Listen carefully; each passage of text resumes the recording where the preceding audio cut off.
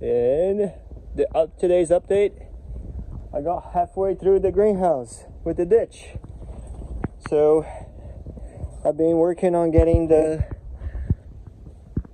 rocket mass heater to go over there, and then it will come, the exhaust will come through here and exit on that side under the fan. So I'm digging this ditch to have the exhaust go through the greenhouse, and with the intention that it will keep it warm, at least warm enough that overnight the plants won't go dormant, won't trigger dormancy for the plants. And here's the big old pile. I do apologize if the audio is kind of quirky today, because I ended up dropping the phone on the media bed, which is not really media, and as you can see, it's kind of greenish and kind of weird with the algae. And that was today's work. Also, the consumption on the water heater that I have put in the last couple days over, I'm not sure you'll be able to see it. There you go, right there. So that it isn't all that horrible. As you can see, we are about 12 kilowatt hours for the last 44 hours. So the last 2 days, it's been, let's say, an average of about 7 kilowatt hour a day, which it wasn't all that terrible. I really was expecting something way crazier, because there are two 500 watt water heaters. So they're technically 1000 watts, it's 1 kilowatt.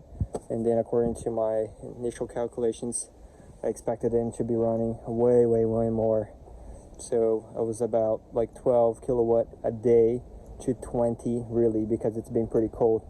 But I think due to the water volume that it's in here, it kind of hits up the core, and then the core stays warm enough that you will actually shut off for a while and then shut it back, like turn it back on, which has been great. And then I'm hoping that during the day, early, at some point, either tomorrow, after tomorrow, mid-afternoon, I'll cycle the water just to get some fresh water for the fish, because they've been on the same water for 2 days now, even though it's a whole lot of water for very little fish. And so that's fine for now, but then I have to clean it up. And then once I get the rocket mass heater, I'm also gonna use it, air water heat exchanger to warm up the water, the sump water down there. So there'll probably be a radiator or a coil or both that will be warming up the sump water over there, with the intention that with the water mass being heat up and the ground will be heat up, that it will keep a very nice cozy temperature for the plants to be happy, the fish to be happy.